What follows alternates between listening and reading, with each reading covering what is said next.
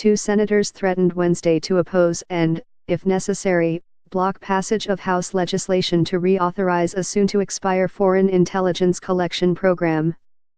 The warning comes as Congress is trying to find the best way for ensuring that the program doesn't lapse by year's end. Senate Republican leaders are considering adding a short-term extension to a government spending bill, which would allow Congress to take up revisions to the law early next year instead of hustling a bill through before lawmakers leave town for their holiday break at week's end.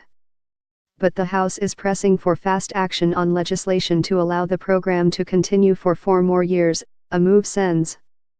Rand Paul, R. Kentucky, and Ron Wyden, D.R., are making clear they'll fight. They have congressional allies such as Sens. Mike Lee, R. Utah, and Rep. Justin Amash, R. Michigan, and are backed by privacy advocates. The lawmakers are demanding an open debate in Congress early next year that will lead to changes to the law to protect the communications of Americans swept up in electronic dragnets. I will actively oppose and filibuster any long-term extension of warrantless searches of American citizens, Paul tweeted. "I'll be right there with you," Wyden tweeted in response. The surveillance program gives the U.S. government authority to spy on the electronic communications of foreigners located outside the United States.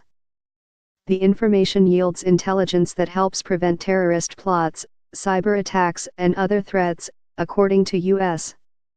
intelligence and law enforcement officials. The Trump administration has pressed for a renewal of the law without changes. Privacy advocates have pushed back, saying that information about Americans who are communicating with these foreign targets is also being incidentally swept up and needs to be protected. The House bill made public late Tuesday would extend the program, known as Section 702 of the Foreign Intelligence Surveillance Act, until 2021. The law is set to expire at the end of December. A report accompanying the bill said the legislation also makes critical improvements to privacy and civil liberties while resulting in no negative operational impact to United States surveillance authorities. The bill, the report added, strikes the appropriate balance between privacy and national security.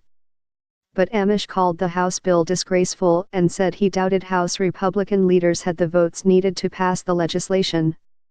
When the government searches for information on Americans, that they get a warrant because under our Constitution that's what's required, Amash said.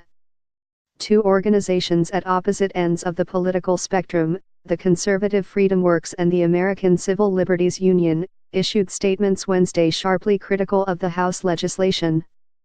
Adam Brandon, the president of Freedom Works, said the House bill is the exact opposite of reform, and is markedly worse than current law.